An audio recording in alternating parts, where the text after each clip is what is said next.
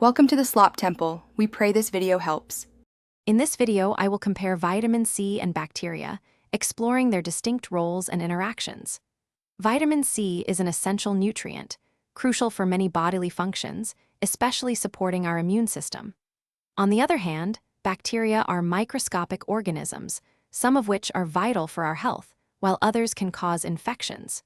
We will delve into the unique characteristics of each and understand how they influence our well-being, rather than directly fighting each other.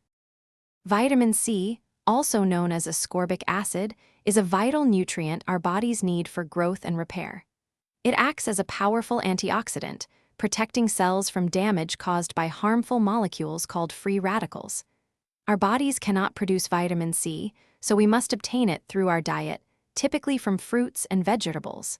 It plays a crucial role in immune function, helping to strengthen our natural defenses against various threats by supporting white blood cells.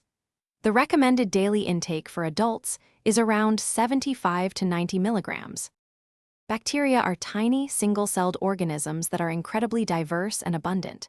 Millions of different types exist, inhabiting nearly every environment, including our own bodies.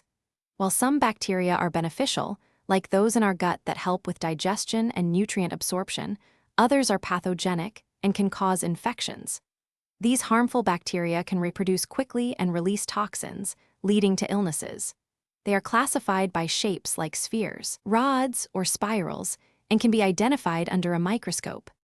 When considering vitamin C versus bacteria, it's important to understand their distinct roles. Vitamin C primarily supports our immune system, empowering it to fight off bacterial invaders. It helps immune cells, like white blood cells, function more effectively, improving their ability to locate and destroy pathogens.